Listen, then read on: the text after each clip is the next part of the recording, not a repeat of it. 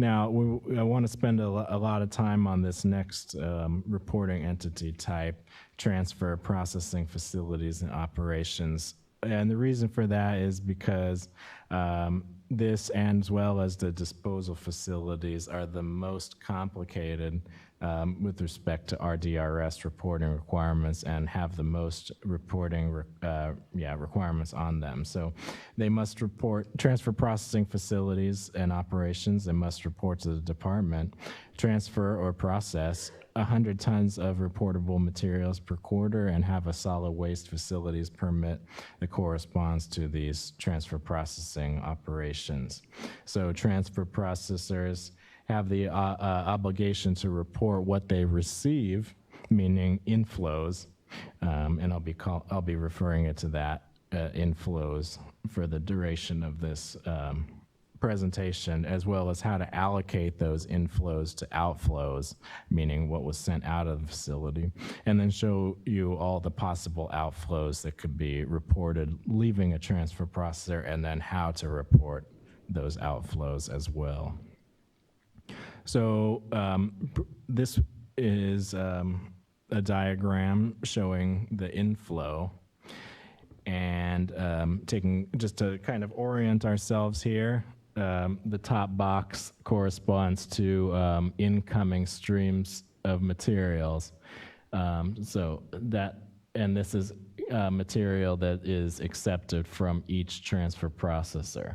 So if you want, you can think about this whole box as being one transfer processor that is sending material to another transfer processor. And this example here is John's transfer station / MRF. We've kind of covered that in previous webinars, and it's a complex site with multiple activities, but we're not really going to get into that with respect to this because it's not so relevant. But you know, just to kind of add a little flavor, we went ahead and gave it a dependent clean recycling composting activity, just to illustrate. I think that that's a possibility if you so desire. But getting back to sort of the task at hand, I don't want to get distracted too much. There's multiple streams that are coming in from, let's just say it's Joe's transfer. With respect to this, well, I guess just starting, going left to right, designated waste, we've talked about this with contract hauler, but it doesn't require the jurisdiction of origin information at all. So you'll just indicate how many tons of designated waste you receive from Joe's transfer station. You know, let's say it's like 300 tons. So if that helps paint a picture for folks. Designated waste, yeah, you probably, if you handle it, you probably know what it is. If you don't, there's probably not a reason to get into that too much. Disaster debris, again, that's not a flow that we're tracking by jurisdiction of origin. You would simply report the tons of disaster debris that you receive from Joe's transfer station. In this case, again, as I discussed previously, both for disaster waste and designated waste, the material type is simply that. So it's implied, and it's kind of self-descriptive, if you will. Non-green material, potential beneficial reuse. You would indicate how many tons of each material type of non-green material potential beneficial reuse you received as John's transfer station. So let's say they got 500 tons of ADC ash. They would need to go ahead and report that as that. Green material potential beneficial reuse, you would say how many tons of that you got, you accepted from that other transfer processor. Now, this is something that's a little bit nuanced here. When this transfer processor up here, Joe's transfer station, the one that is sending all these arrows down to John's, when they accepted the green material potential beneficial reuse material, they recorded and reported the jurisdiction of origin information on that flow. So that information in the jurisdiction of origin has already been recorded and into the system, so the department has an understanding and an acknowledgement of the composition in terms of jurisdictional allocation for this material. So it's not necessary for them to pass that information along and for this entity here, down here, to acknowledge that the jurisdiction was in fact that. Since this transfer station arguably has more granular information about the composition jurisdictionally wise of the green material, they will that material is seamlessly passed through in RDRS. So it's not the case that you need to track the jurisdiction of origin allocation with respect to inflows from other transfer processors. Now, keep that in mind when we go to the next page and talk about material received from direct haul. I don't want to preview that too much, but there is a distinction there. Same thing for solid waste. Joe's transfer processor at the top here, they've already gotten the more granular information about the solid waste jurisdiction or of origin allocation. So that information will be seamlessly passed through and then on to wherever this receiving transfer processor ended up sending the material. So that information will be retained in practice, and this is I apologize because I said I wouldn't really talk about the reporting system too much, but here I go. It's basically, they're going to see that they received a solid waste inflow from this other transfer processor in RDRS. They'll that jurisdiction of origin information is already going to be in the system. So all they'll need to do is basically accept or modify those incoming tonnages that they reported, that another transfer processor report is sending them. So that's kind of how it stacks up and how we still keep track of the jurisdiction of origin information, even though it's being passed down through multiple transfer processors prior to final deposition in landfill. Just to sort of wrap up this this diagram here, there's not a need to record additional jurisdiction of origin information with respect to material received from other transfer processors. And other transfer processors would simply indicate, in their report how many tons they sent this receiving transfer processor, John's transfer station. There's not a need to report that it specifically went if it went, for instance, to this one. They could just identify this one that's reporting as the lead, and that would suffice in terms of the reporting. All right. I'm going to sort of move ahead and talk about the material received from direct haul. So this is a little bit different here. So I want to, and also the diagram has been sort of inverted. So everything that was on here, that was out here, is now here. And sorry for the confusion about that.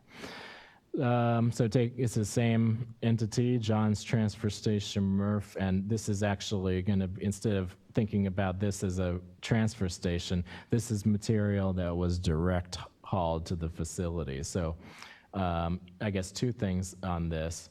Number one, each of these, there's only going to be a maximum of these 5 flows. Because all of these are basically aggregates of each of the direct hauled inflow streams for the entire quarter. So you'll, for instance, starting at the right, since we talked about designated disaster in the last slide, designated disaster is actually the same, but you'll report that as a total aggregated tons of each of these streams that you received. So if you receive 5,000 tons of disaster debris for the quarter, that would be what you report for the whole quarter aggregated among all of the people who brought material to your facility.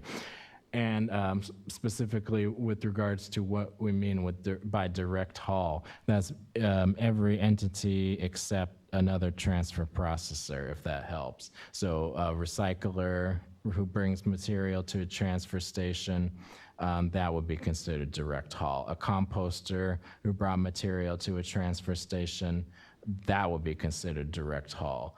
A hauler, of course, who brings material directly to a transfer station, that would be considered direct haul, and so on. It's only we don't consider direct haul as other transfer processing facilities and operations sending material to another transfer processor. So as I explained, you report aggregates of each of these inflow streams. So aggregated total, disaster, and designated. Aggregated total, non-green material, potential beneficial reuse, except this would be an aggregate total of each material type of non-green material, potential beneficial reuse. So, and then green material potential beneficial reuse accepted from direct haul. Tons by jurisdiction of origin. And that's in contrast to what we discussed in the last slide, so I'm going to back up here. Whereas in accepting material from other transfer processor, as I discussed, that information was passed seamlessly along in terms of the jurisdiction of origin from one to another. So that's that second from the right flow here. And so there's not a need to track that for material accepted from transfer processor. However, since you are the first one receiving that material, you are expected to track the accepted direct haul green material beneficial reuse by jurisdiction of origin.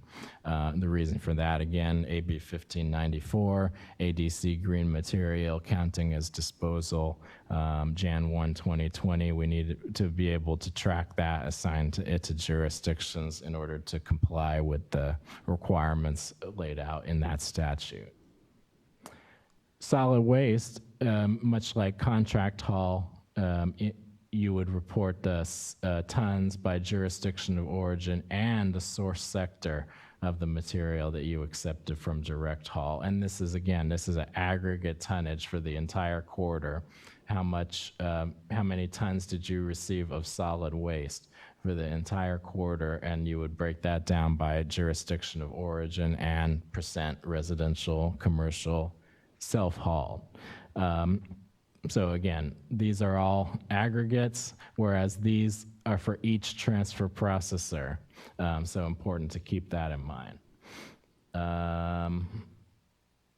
Let's see, are there any questions on these two slides right now from the online? Okay, I'm gonna keep moving then.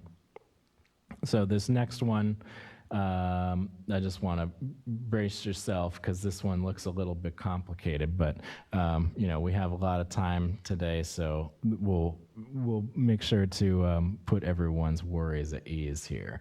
And I think this will help quite a bit with regard to reporting, and just kind of provides an overview of how you would report material that is now, we've talked about material that was accepted, and now we're talking about material that is actually leaving the facility, in other words, outflows. All right, so starting at the top here again, this is a transfer processor. This is the same one in our example, John's Transfer Station, Murph. So they've received material from direct haul, they've received material from transfer processor. Let's just say they've received material from 2 transfer processors as well as direct haul. So how do you, report what was going out? So going out of the facility, now we're heading to disposal. Let's say we're sending a disposal stream to a disposal facility from a transfer processor. You would report this tons by jurisdiction of origin and source sectors. for that for each solid waste facility to which you sent material. Report percentage of solid waste outflows that were direct hauled versus accepted from other transfer processors. And again, as I said, report search sector in terms of percent residential, commercial, self-hauled for all direct hauled tons sent. And so that's a way to basically, determine how many tons actually corresponding to which jurisdictions left the facility to where, and how much can be attributable to each different jurisdiction. So, this information is necessary in order to calculate, ultimately what you sent out, where does that, where does the origin of that waste lie? So we can determine that. All right, next one down is this black arrow here. Again, that corresponds to outflow of green material, potential beneficial reuse.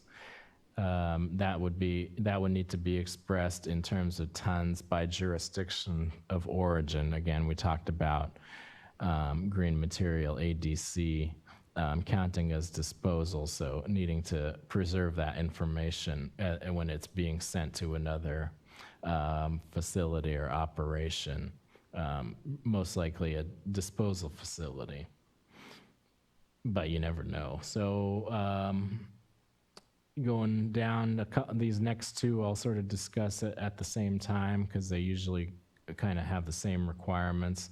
Designated waste disposal and disaster debris disposal. So the material type is already embedded. You'll just report the tons sent, essentially, of that material to each to each destination. So that's fairly straightforward. We talked about why jurisdiction of origin isn't needed for that. Non-green material potential beneficial reuse. So again, to use my example of ADC ash, you would report you sent, for instance, 5,000 tons of ADC ash and you would indicate which disposal facility you're sending that to for potential beneficial reuse. Moving down, if you're sending streams of material to recycling and composting facilities or operations, you need to report the tons of each material type sent to each receiving recycling or composting facility or operation, and RDRS number and contact information of that reporting entity. So for instance, if they bail up, 3 through 7 mixed plastic, and that's how they market the material, and they send that on to a processor to do some further refinements on that material, maybe sort it out and further, flake or pelletize those resins. They would indicate we sent 2,000 tons of plastic 3 through 7, again, if that's how it was marketed and sold, to RDRS number 20038, just to give a random example. And if they sent additional material to another recycling or composting facility, they would indicate, again, the tons, the material, and the RDRS number, contact information of that entity. They send material to brokering and transporting, meaning if they take material, if they basically hand off material to someone who comes and picks it up, and they don't determine where it's ultimately sent or disposed, they would indicate that they send that material to broker or transporter, and they would indicate which one it is, the material type, and the RDRS number, contact information for each broker or transporter to whom material was sent or picked up and taken somewhere that they don't know the destination, or the destination was not determined by them. So we'll talk about also additional requirements for these facilities as well, but just kind of methodically making our way through these other reporting entities first. And then, of course, if they happen to send material to an end user, they would indicate the tons, the material type, the end user category by region. For instance, manufacturing and packaging, 5,000 tons of finished compost or something like that. I don't know why a transfer processor would do that, but just kind of to give an example of what that might look like.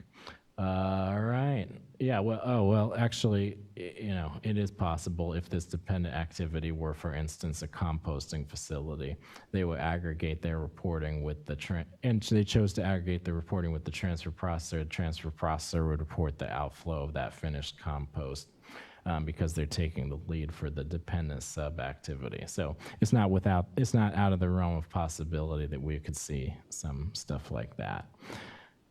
All right, let's see how we doing here. I think this basically covers the flows and how to report for transfer processor sending to in-state facilities or to end users. Now, I know we've covered quite a bit, so maybe we'll see if there are any questions in person at this point. If not, I'll keep moving forward, and we'll hold the any online questions until a couple slides. I just want to sort of we can make sure all of our bases are covered with respect to this. All right, I think the next one is, yes. Oh, all right, one moment, please, ma'am.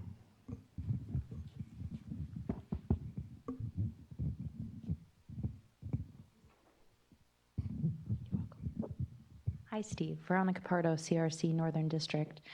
When you're talking about the inflow at the transfer processor, if you could go back, thank you.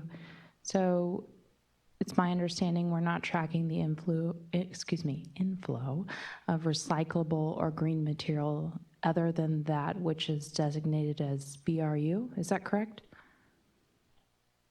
Recyclable inflow is not tracked. I'm not sure about the green material. Maybe John can weigh in on that. I think I'm just trying to better understand if we're getting green organics, let's just say organics, or other recyclables inbound, and we are not sure that they're designated as beneficial reuse. This was some comments that we had at the end of the regulatory rulemaking. How are we going to determine whether that is BRU or not?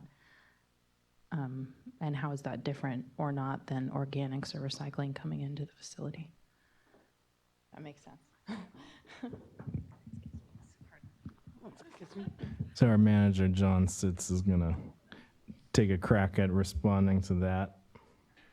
So as Stephen said, if it's just clean recyclables coming in, that's not an inflow that you have to track.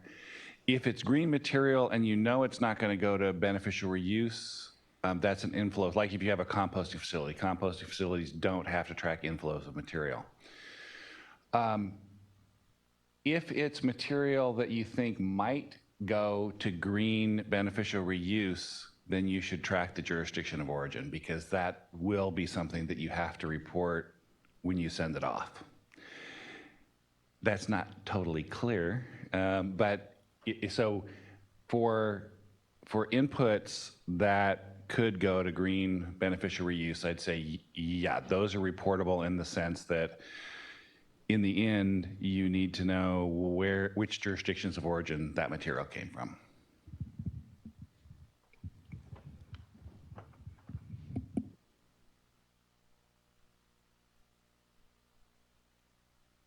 Just a clarifying comment then. So maybe it's prudent to track inbound of green material irrespective of whether or not you know where it's going to go ultimately, potentially. Just trying to get a little bit of clarity around that.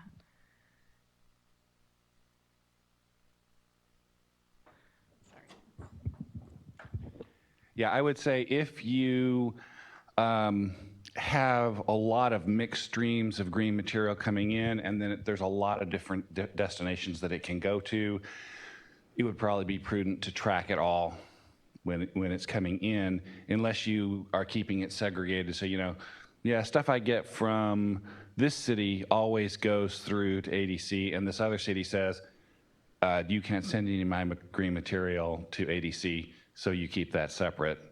Then you wouldn't have to track that portion. So it'll ebb and flow. Yeah. Okay, thank you. And then just to add another wrinkle to that, there's also non-green beneficial reuse material that is sort of, it's not, we're calling it non-green because it's not to Title 27 processed green material definition, but other ADC that is, I know that is approved is, like, for instance, composting overs. So that would need to be tracked by material type on the inbound if it is going to the non-green. If it's being sent off as non-green potential beneficial reuse, as like ADC compost, for instance. All right, and we'll just see if there's any other questions at this point from the online. Or I'm sorry, for in person. We'll hold the online for a few more moments here. So we covered this. Let's talk about out of state. Now, with respect to some of these obligations, they're fairly similar. They fairly closely parallel the in-state flows. So. Basically, looking at this from an overview standpoint, the only thing that is different here is outflow, transfer processor outflow to of recycling composting stream. This is something where you don't need the RDRS number and contact information for the out-of-state facilities and operations to whom you're sending streams of recyclable, compostable material. Really, everything else is fairly parallel to the requirements for in-state. So for solid waste, you would need this jurisdiction of origin, source sector, or contact information for each out-of-state disposal facility. Green material potential beneficial reuse outflow out-of-state requires the jurisdiction of origin information be reported to CalRecycle. Non-green, we talked about how there's different material types, other material types that can be applied as cover or as beneficially reused at landfill. So you would need to indicate what material type it is that you're sending of beneficial reuse and the tons, and also the facility contact information for each facility that you're sending that stream to. As I discussed at the outset for this slide, for recycling, composting, outflow, it's just the tons by material type and the region, not the end user, not the contact information of those out-of-state recycling facilities. If you're sending to out-of-state brokering, transporting, it's similar to the other requirements, just material type, tons, and the out-of-state broker contact information. Finally, transfer processor sending material to out-of-state end user. You would report the tons, the material type, end user category, and then the region, meaning state or country. Designating disaster debris is, again, just the tons of the disaster debris or designated waste sent to each disposal facility out of state, and the contact information of that facility. So fairly closely parallels, except for that recycling composting stream. In that case, there's a little bit less information that we require for that. All right, just to kind of wrap up here, this is complicated. It may look a little daunting because there's a bunch of different arrows going every which way here, but this kind of shows you how you would take the inflows and allocate them to the outflows for transfer processor. So taking a look here at the left side of the slide, there's 3 arrows that are coming into the facility, and this corresponds to the 3 different streams of material. And so we're talking specifically about solid waste in this example here, but this applies to green material as well, and non-green. So yeah, but we're just talking about solid waste with respect to this at the moment. So you've got the total aggregated tons of the direct hauled solid waste inflow. So this is all the material, all the solid waste that you got from, basically everyone except other transfer processors. That's a total aggregated direct hauled solid waste inflow tonnage. And you would provide the jurisdiction of origin information for that inflow of material on the direct haul. Now, we're also, as I alluded to before, John's resource recovery complex is a complex, and it accepts material from 2 other transfer processors, or let's call it transfer processor A and B, respectively. So they've accepted, let's say 3,000 tons and 4,000 tons from both of these transfer processors. So as I alluded to, you don't aggregate the tons from all the transfer processors. You got to break them out by each one you got them from. And then from there, you can send it on to, either transfer processor C and D, or to disposal facility A and B. So those are outflows.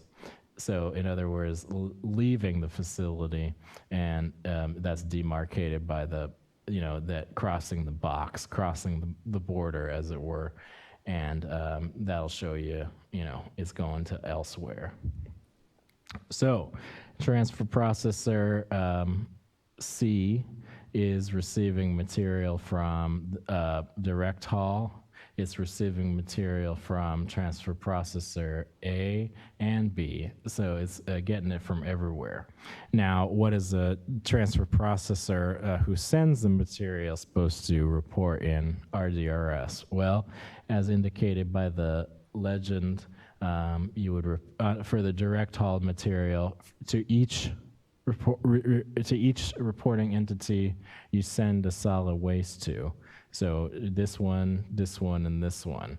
You would provide the tons by jurisdiction of origin, and then to each receiving reporting entity. You would, from the transfer processor A, you would report, how many tons of that material you sent on to transfer processor C, and as I said, the jurisdiction of information, or the jurisdiction of origin information. I'm sorry, I'm getting a little tongue-tied here. It's been a long day. This is passed on to CalRecycle from the incoming transfer processor. So that information isn't required to be reported in terms of the jurisdiction of origin from this other transfer processor. We already know the percent of which it was sent, so you can also determine, back calculate basically what the tons were and from which origin they were attributable to, from having these 2 facilities already submit reporting to us. So that will be filled in by the other transfer processor. So that you'll just basically report the tons of that material that you got and then sent on to each of these facilities. So in the case of transfer processor A, they're sending material to everyone. So they'll report the tons that they sent to everyone. And then the system will provide the jurisdictional breakdown with respect to that, adding in this direct hauled solid waste inflow and then attributing that to each outflow. So that essentially covers it. The couple quirks here that you may have noticed, this is just an example. So the facility has, taken the liberty or has the freedom to, go ahead and send to these three, but, for whatever reason, they don't send any of the direct haul to disposal facility B. In fact, only some percentage of the waste from some, relatively insignificant percentage of the waste, let's just say for hypothetical purposes, from transfer processor A goes to disposal facility B. So that's really, you can modify the tonnages and the allocations as appropriate per your facility's operational requirements or that sort of thing. I know it's the case where only certain jurisdictions can go to certain landfills. There is an opportunity to express that in RDRS, rest assured. And it's not going to be, estimated. You can certainly specify, the tons you send and of which jurisdiction. So if you have more granular information, or if, for instance, the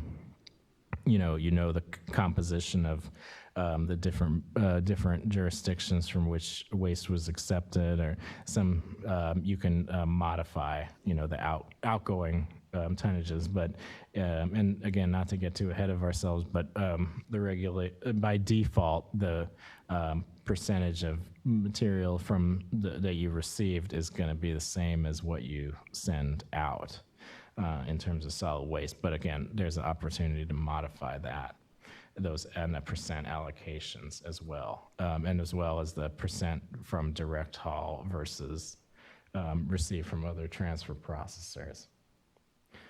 All right, a couple more. Oh, no, that's it, actually. Let's go ahead and see if there's any more in person or yeah, let's try in person. Not seeing anybody. Online questions with respect to transfer processing facilities, if there are any. Okay. All right, we're not really seeing much in terms of the questions, so hopefully this is clear for folks, and we're just going to go ahead and keep going through